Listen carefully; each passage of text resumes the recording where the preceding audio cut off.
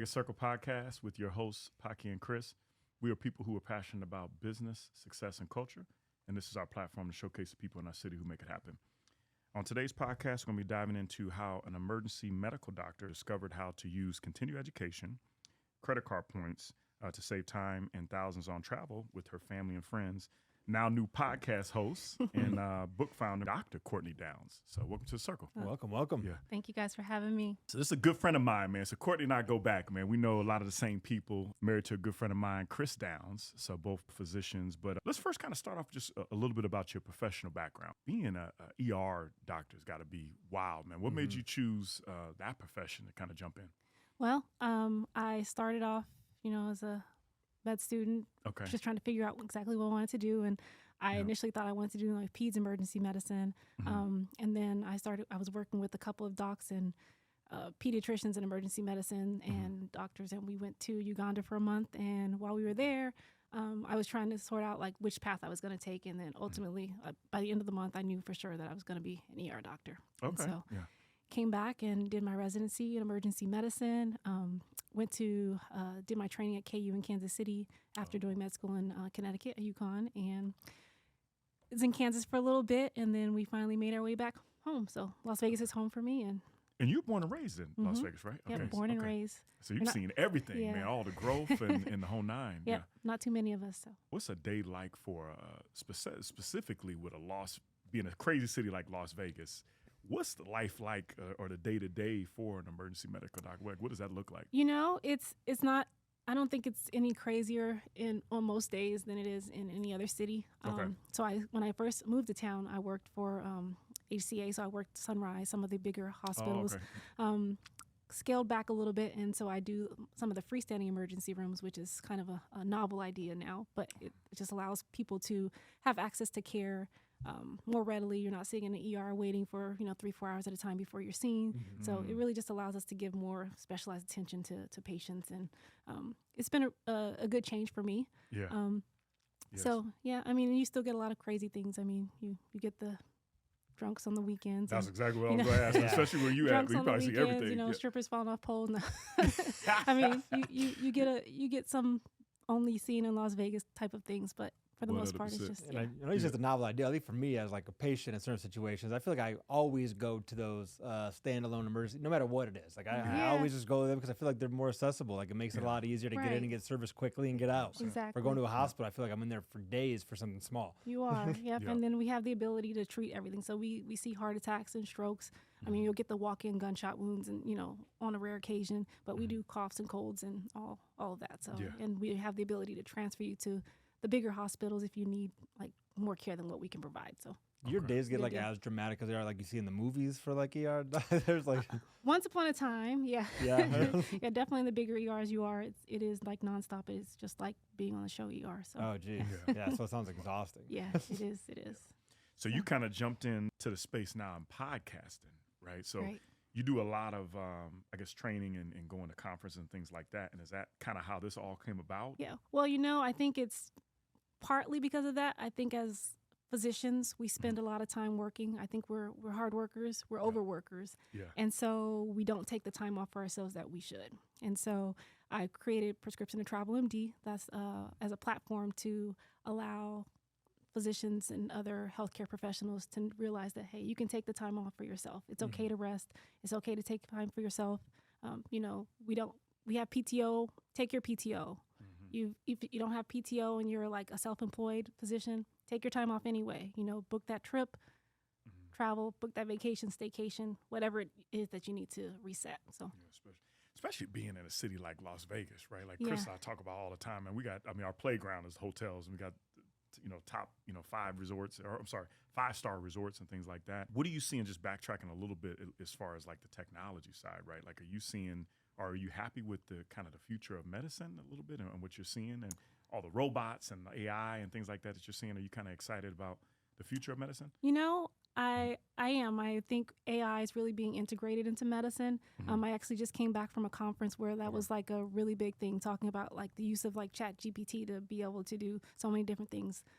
Take it into the patient's room with you, so that way it's essentially taking all the information and putting it into your chart. So instead of you having to come out after being in the room for 15, 20 minutes to, then try to regurgitate everything you just heard the patient say, it's able to do some of that for you, That saves so much time, man. Yeah. That's why you be all over that. Yeah. I can definitely see, like, you're seeing every profession to that. It's starting to utilize it. To your point, it's making the patient experience a lot quicker. But from like an actual medical standpoint, are you seeing a shift in like the technology and the equipment that you're using? And then, as you're kind of learning and navigating those new equipments, is AI helping navigate some of that, or is it strictly just like, I don't know. I think we'll get there. I mean, I definitely see, and I'm probably dating myself, but when I started out in residency, we were still doing paper charting.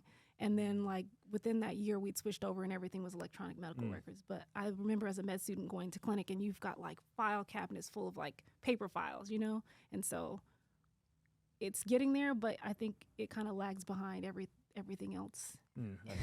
I can't even imagine. I don't want to shout out my doctor, but that's how his office is, man, with all the paperwork everywhere. So. You definitely see it, and it feels like it's like antiquated, and it's going to get to a point where everything's going to evolve to this next step where you're going to have a clear shift in medical. I think that hasn't really happened in a long time, where people that didn't want to adapt and spend all this money on the new technology and the ones who did. You have to. And so even like I went down to the Spear, and I don't know, have you guys been down there yet? Oh, yeah. Okay, yeah, we actually went together, too. Okay, cool. Yeah, so it was cool to see like all the AI stuff that they have in place. And so, and I just read something and it was talking about like AI being able to like replace nurses, and I was like, haha, like for one, who's going to roll over the patient? Like who's giving meds? So I don't think it's ever going to get to a point where it replaces like the human touch. But I think if you don't know how to use it, then you're going to get left behind.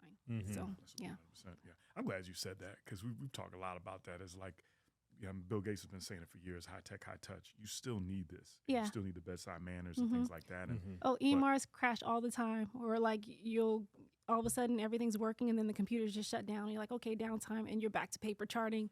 And everybody's scrambling because, there are a lot of people who never grew up with paper charting. And so it's completely foreign to them. And your 3-hour wait turns into like a 6-hour wait. So. So let's jump and talk about this podcast, man. I'm so happy you jumped into this, man. We talked about this for a long time, man. So prescription to travel MD. Of course, Chris and I are going to ask right off the bat, man. So how do we save money, man? So how do we get these points, man? Let's jump right in, How do you get points? So what would you, I guess the first question I should ask you is, what's the best credit card or a couple of credit cards that you should use to get the right points, right? Like I've got Capital One. You always hear, Southwest Airlines, all these different ones. But what would you recommend is kind of the best credit card to use to get your best points? So I always say it depends. So it depends on what your goals are for travel. If you're looking to travel internationally and you're looking to book flights, then Amex is a good one to start with. I mean, I know people are always a big fan of like flashing around their Amex Platinum, which is not the best card. It's probably one of the worst cards. Well, not the worst, really? But it's not a great points earning card in most instances, but it does have a lot of perks that you can use. For most people, I think starting like in the Chase ecosystem, that's a good idea. So the Chase Sapphire has a couple of different cards. So the Reserve and the Preferred, which are great entry-level cards. One of them will give you all the travel benefits, lounge access, things like that. The other one is maybe you don't, the fee's a little lower, and so it's an easier starting point. Some people, I think, don't want to deal when they see that, like they're like $550 for like an annual fee for this credit card, but they give you $300 back automatically if you in annual credit. So so I mean, so I think starting there is good. Chase also has very good hotel redemptions. So I like what you're saying. I like what you're saying for sure. So some of the other like hotels, Marriott, Hilton, which are great, require a lot more points to be used. So whereas you can use your Chase points to transfer over to Hyatt hotels. So so we just booked a trip to Costa Rica for my birthday. So I was trying to figure out where to go, and so we were able to book the Andaz book 5 nights, 2 rooms. You and Chris, or the family, the whole nine? Myself and my family, yeah. So my husband works. He's the one I'm trying to convert and convince that he should travel more. Shout out to Chris, the other doctors, even though he just came back from Trinidad like an hour ago. But but so being able to book that trip, like it would have cost me like almost $9,000, and I booked 2 rooms for 5 nights on points and $0. Wow.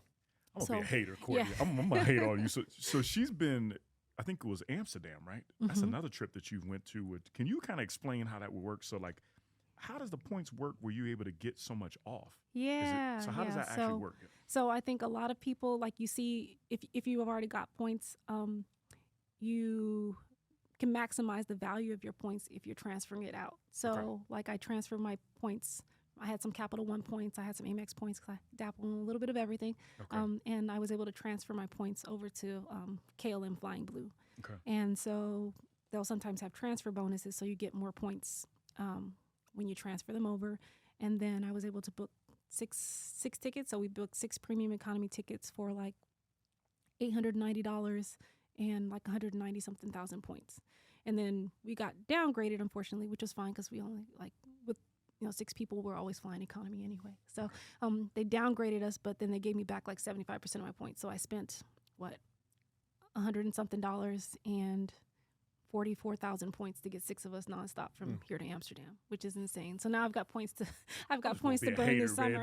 That's absolutely. It seems like almost unreal. It is when you're saying that, right? Because we wouldn't have gone to Amsterdam. We would have still been here in Las Vegas or Mexico or somewhere else cool. But just knowing that like the magic of points exists allows us to take all these like amazing trips. And it sounds kind of scammy, and I think a lot of people are like, no, there's no way. And I'm like, okay, well, because that's what the first thing think, right? Is you first how much do I have to spend to get exactly right? Like, what's the catch? And there is no catch. It's spending on things that you would normally spend anyway. So you're paying your bills, you pay your car insurance, you pay whatever bills you can pay with your credit card, and you pay it off. I guess the catch is that you have to pay your bill and you have to pay it on time, so you don't generate any interest, and so you're just using it like a debit card, but you're getting something for it. So where does this kind of almost passion come from, right? You being a doctor, being in the medical industry for your whole life, a lot of effort and time and put into it. And I know you mentioned briefly that obviously your passion for travel and taking your time off is one part of it, but how did that coincide with the points? Like, what really drove that passion? Because now you're like pretty involved in this, right? Like you're knowledgeable about the experience. You have a podcast on it, so it kind of turned more from a fun project to now something that you want to like get out there and share. Yeah, you know what? My husband, he's a hospitalist and he works a lot, and so he'll be on some days for like 12 days at a time, and he has the ability to take some time off for vacation, but he's kind of limited. And so he has a certain amount of time that he can take off for CME or continuing medical education. And so I think it was maybe like 3 or 4 years ago, we booked a trip to Hawaii using continuing medical education. And so we realized that we could, one, be reimbursed for his trip, or at least his part of the trip, and for our hotel. And then they give you discount rates on like hotels, and they give you access to all these different perks. And I'm like, oh, so like now every year we take a CME trip. I don't blame you. That's pretty cool. Yeah. And then we went to Disney World one year with the kids. So also booked through CME. So we were able to book a trip, book the hotel using discounted rates through the education program. We were able to, again, pay for his hotel, which is our hotel, pay for our flights. They give you discount Disneyland tickets, which no one else could like match. So that was taken care of. Then we used points to pay for all of our flights. So, I mean, this would have been like a $15,000, $20,000 trip if, staying on property for, 6 days. Damn. Yeah. Disneyland park tickets, you know how much it costs to go to Disneyland for one person, and now I have 2 kids, and they're no longer free when they go to Disney, so so you got to pay for all of that. So and I was like, this has existed to me. Like, how did I not know that these things existed? And other people don't know about it because nobody's talking about it. So I think I just want to share it with everybody else. So. So I don't enjoy being in front of the camera. And then even like the podcasting was kind of like, but I'm like, you know what? Like, put your ego aside and just realize that you have all this knowledge to share. And there are all these people who are doing all these amazing things, and I just want people to know about them. So here I am. It's kind of like an eye-opening experience. You're like, man, I need to get out there. It's just like, like mine was how did I not know this for my whole life? My whole life. Like we've been here, and we've been like, going to work and using our like CME money to buy like stethoscopes and uniforms, and we could have been going to Hawaii. Like, there's no match to be able to do that. Yeah, for sure. Yeah. So your focus, so like the niche is more on the medical professions, but somebody like Chris and I, you also focus on that too, to kind of share what you guys have been able to do. Absolutely. Okay. Yep. So I've got my mom and like my sister and my brother, anybody who will listen. Yeah. I've been trying to convince them. I know that's what I need to do that 1,000%. I think once you do it once, you just get one card. Even if you like, I'm a little obsessive, so I have a lot of cards. But even if you just how many cards do you? That was literally my next question. Yeah. I'm gonna ask her because it's my sister, so I'm gonna ask her straight up. So how many credit cards do you use on this? How many do I use? So that's the thing. I don't use them all, and so like right now I'm working on like one sign up bonus. So a sub or a sign up bonus is when they give you a huge sum of points for getting a minimum spend. So for instance, there's like an Amex Gold card, a business card will give you like 200,000 points if you spend $10,000 over 3 months, or one of the Chase cards will give you 90,000 points if you spend $6,000 over 3 months. And again, you're just if you sit down and think about how much you spend over, in just a month period on groceries, on going to restaurants, paying for your car insurance, like all the things, right? It adds up. Yeah. And so you do that and you're like, oh, so that was just like an easy 90,000 points. And so you can book a nice Hyatt. So Andaz, Costa Rica, it's like 25,000 points a night, so one sign up bonus, that's, when y'all going again? That's 3 nights there, for stuff that you were going to buy anyway, instead of instead of spending $1,000 a night. So I love that aspect of it because we always talk about kids. We all have kids here, and I know I talk about this a lot, but you do need that stress relief. You do, like you really do, and travel to me. We talked about this at your home and our home and stuff is. You get so much from travel, man. Your kids learn so much from travel. Right. The stress relief from being able to do that. So I'm so happy you're doing it. What's kind of the lesson that you've learned? Just interviewing people and talking with them about it. Do they kind of shut you off? Are they kind of surprised, or what do you get out of when you're interviewing some of these doctors? It's just been interesting because there are people that you see them doing all these crazy things and all these amazing things, and you're like, oh, well, for one, surprised that they're actually giving me the time of day. I'm like, hey, I just started this podcast, and you're really going to sit down and talk to me about about your life and the things that you do. Yeah. But just the fact that these are people who are like, at some point they realized that rest was a necessity, and that travel was an important part of that, and they're doing it, So I've interviewed one doc who took a year-long sabbatical. So she took a year, left her practice, quit her job, and took her family and traveled around the world, and now she's for a whole year, and she just kind of planned for that. And she was like, she was scared, but she did it. There were all these thoughts, all these reasons why she felt like she couldn't do it, but she did it. And now she's back, back to practice, but with a new perspective on life, that reset. Yeah, re-energizes you, I'm sure. Yeah. So you realize, I think, when you get an opportunity to do that, and you probably don't realize that when you go back, you're actually a better performer, more in tune with your family, more in tune with your job than you did if we would have just powered through it. That's very interesting to think about. Yep. And we're better for it. We can take better care of our patients if, we're recharged and we're taking care of ourselves. And so I think that's the biggest thing. So. Well, you wear many hats, right? So from podcasting, in the medical profession, you just launched a kids book club with your sister Bree. Can you kind of talk a little bit about that? Because I know reading is a big problem in specifically Vegas, right? It as far is. as the scores and things like that. Yeah. Can you kind of share why you started the book club with you and Bree? Sure. Yeah. So I have a daughter. Last year she was in first grade, and so the first week of first grade she goes to school. She comes back. She's saying her prayers at night, and she's praying. Hey, please, Lord, don't let so-and-so, let them be nice to me. And I'm like, what happened, And so story comes out that she was at school, and the little girl told her that people weren't going to want to be her friend anymore because of her skin color and because her hair looks funny. And she's the only black girl in class. She's got braids just like her mom. And so I was like, just heartbroken, like, this is my daughter, this is my baby. Right. So I don't, and so really not wanting her like core memory and like the building blocks of like the rest of her life to be like this moment, Yeah, for real. And so me and my sister Bree, we decided we were going to start a kids book club. And so, Bree, she plans everything. She has I love Bree. Shout out to Bree. This girl's amazing. Yeah. So party people events. She plans parties and birthdays and all sorts of. She just did Floyd Mayweather's, I think, birthday or something, right? Yeah. Yeah, I think there was like a relative of his. Oh, Floyd's. Yeah, that's right. Okay. Yep. Yeah. So she does all these amazing things. So she essentially helps us run the book club. But we decided we were going to create this book club where kids can come and they could read books. We would find books by black and brown authors that had black and brown characters so the kids could see themselves in it and realize, hey, I'm significant. I'm beautiful, and I'm not an anomaly. I'm not weird. There's nothing weird about me. Like, I belong here. And so, and everybody belongs. And so we have book club, and anybody is welcome. We open it to everyone. I'm always encouraging people, bring your family, bring your friends, and encouraging the kids to read. And that's a big thing, because I know we have parents come all the time and they're like, my kid doesn't like to read, but like ours, like our kids come to you.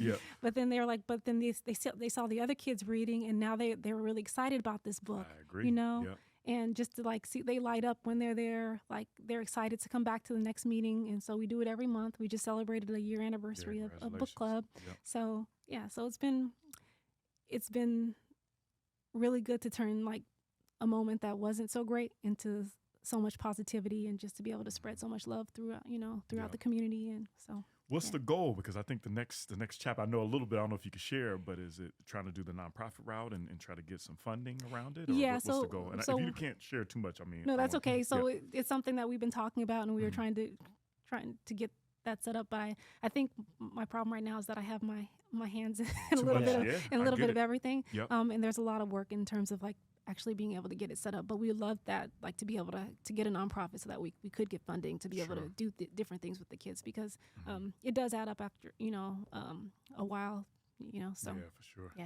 But are you seeing it grow like consistently? Like, because you said invite who you want, get more people, but then at one point it does become like, okay, we big group. We gotta like close this down a little bit. Yeah, and it's like a party, like once a month. It's like a kid's birthday party at my house, because we go, like my sister, she goes all out. So I mean, she's like literally goes out.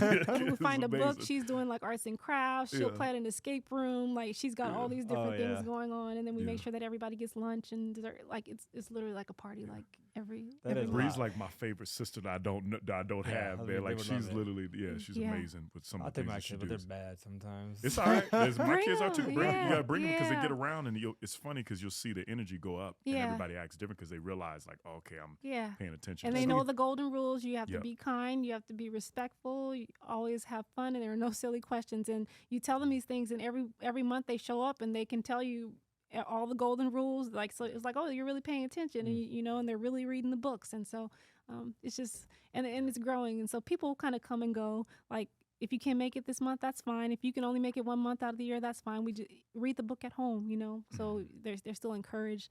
But yeah, we've seen it grow. We probably have about maybe like 25 to 30 kids that kind of go back and forth. Yeah, it's kind of nice to see, creating an environment where kids can be excited about doing something productive versus, like, now all I swear all my kids want to do is play video games all the time. Mine too, yeah. Birthday parties, have a Fortnite party. Roblox. Like, no. No. And they're excited about it, but they're isolated. My kids too. In that environment. Yeah. So so you're not alone. Bring them anyway. And they'll be like, oh, these books, and then you'll find them reading at times when, like, you're like, oh, they would have been playing games, but they're actually reading this book, and they want to see what's going to happen, and they want the second book and the sequel. So. Yeah. That's pretty cool. That's a great idea. Really fantastic idea. I'm very I positive. salute you guys for continuing to do it, because you're making it fun, and that's how I learn. Is you want to be around the energy of the room, not just being something bored and just sitting.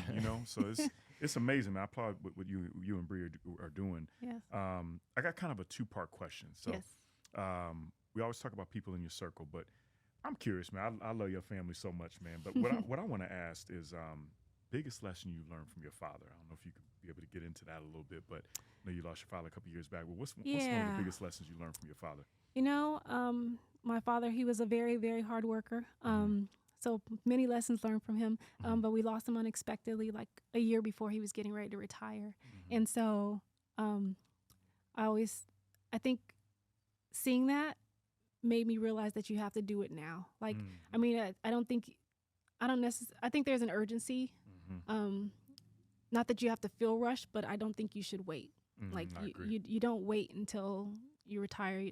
I'll do it, but maybe in like 10 years, once I get situated, and once I've done saving up for my retirement, or once I'm finished paying, putting as much money as I need to put aside for the kids' college fund, or when things slow down a little bit, then I'll take that trip or take that vacation. No, do it now. Like, don't wait, because time is fleeting, and there might not be next year.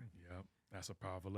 It makes me think about when we started this podcast. We waited 2 or 3 years before we did it. Yeah. Daryl, who you close with, she's the one yelling at me, talking about let's get it started. You know what I mean? Because you do waste so much time, man. You know, doing it. That's a great lesson from you guys are doing it now, which is amazing. I appreciate it. 6 years going on 7. Wow.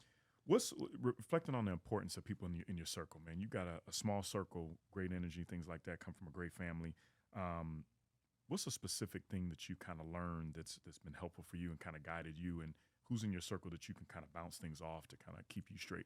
Yeah, well, you know, I rely very heavily on my sister to kind of help. I thought you were gonna say that. Yeah. To help run my life, and she's always the one that I'm bouncing ideas off of. She's the creative in the family as well. So when it comes time to like she built my podcast or helped me set up my podcast. She built the website. She's like, hey, this is what you should wear for your photo shoot, for your branding. This is what you should like. She is beast. So when it comes to anything, so probably her. And like my mom, she's like my biggest supporter.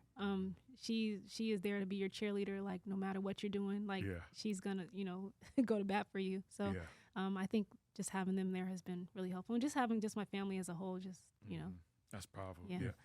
Talking a little bit about family, right? Because being able to manage, and I'm curious about like work-life balance, right? Like, because I think I have a horrible time with that. Kids are doing so many different things. You got work, you got business, you got different things you're doing.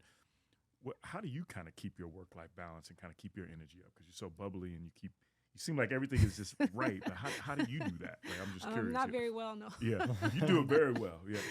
Yeah. I just take it one step at a time. And so, I've been through, I did a coaching program not too long ago. And I think that's kind of what helped me get outside of my head and say, I want to do all these things. And they're like, hey, well, all right, well, when are you going to do it? Set a date. When are you going to do it? And I'm like, okay, well, I guess I'm releasing my podcast episode this day. And okay. And, and they also help with like keeping balance in other parts of my life. So I'm being able to focus on, my husband and my kids and being able to try to keep everything else like organized and, spirituality and finding time for like meditation and exercise. And like I said, I don't do everything very well, but at least I know like these are the things that I want to get done. And, it's a work in progress. For sure. Sure. Yeah. What's one tip that you can kind of give somebody as far as business advice, right? Because I know you do so much. Medical profession, your husband's in the medical profession. Right. What would you share for maybe somebody that maybe want to become a doctor like yourself, or maybe want to start their own podcast or whatever space it is? What would you share with them as far as like a nugget? I think you just get started. And just expect that you're going to do everything imperfectly. But it's progress, not perfection. And so it's, like I said, it's always just putting one foot in front of the other. Like with med school, I was like, oh, I'm going to apply, but I probably won't get in and all these other things. My dad's like, just apply. And I was like, okay. And then it was like, okay, well, now I got all these interviews, and then, and then you just put one foot in front of the other, and somehow, some way I ended up here. So, yeah. That's awesome. Just get started. Yeah. Good stuff. I love food, being a foodie. We've been to a lot of restaurants, but I'm curious, what's your favorite restaurant in Vegas? Favorite restaurant in Vegas? Oh my gosh. That's a hard one. Mm-hmm. I don't know that I necessarily have a favorite restaurant in Vegas. I like brunch, and so we spend a lot of time eating like breakfast. Okay. A lot of brunch places. Brunch too. So let me know a good brunch spot. Yeah, I'm always looking. good brunch spot. Well, Baby Stacks is probably one of my favorite. Like Baby just Stacks go is to good. and like if I'm pancakes is bomb. Yeah. Baby Stacks. Yeah. That's probably one of my favorite like local places. Okay. And then let's see, there's a place at the Paris. That they have like a breakfast place. The French place? No, is it Mon Ami Gabi? Mon Ami Gabi. Yeah. So right they on the water facing so that's a good place to like. Okay. I like take people whenever people are in town to. Okay. Yeah. Awesome. And then those 2 gyms. Yeah. So. Okay. Awesome. Yeah. Yep. What else is on your agenda maybe for this year and next year, man, that we might have forgot to ask you, man, that you want to kind of leave us out on? What else is on my agenda? Yeah. So really just trying to go full circle with the podcast and just keep that growing and not give up on it with all the technical difficulties that come about. Trying to grow the prescription to travel MD and increasing like the points consulting and that I've been doing. So helping people get the credit cards that they would need to get to where they want to go. Yeah, okay. And then also helping with redemption. So once you get the points, I think earning the points is easy. Then it's trying to figure out, like, what do I do with them now that I have them? So, yeah, so. Can people reach out to you as like a consultant? They Like, where can. you're like, hey, I want to try this. Can I bump it off Courtney? Is that kind of Absolutely. how you would work it out? Yep, Okay. absolutely. Awesome. So your DM's going to be popping. Send me a Okay. message. Yeah, so we're on Instagram. Okay. What's your social handles? Yeah. Yep. So it's Prescription to Travel MD. We're on Instagram. We have a Facebook group for doctors, dentists, any healthcare professionals. The Prescription to Travel MD Doctors Lounge. Okay. We've got a website. So yeah. Well, check her out, man. She's doing some big things, man. Somebody pay attention to. Yes. Looks like Kerry Washington. We're going to say we interviewed Kerry Washington today. So, but I appreciate your time, Ms. Courtney, and check us out at the Baker Circle. Yeah, great stuff. Right. Thank you so much. That was Great good to stuff. see you. Yeah. Thank you guys Great for stuff. having me. Yeah, good stuff. Good stuff. Appreciate it.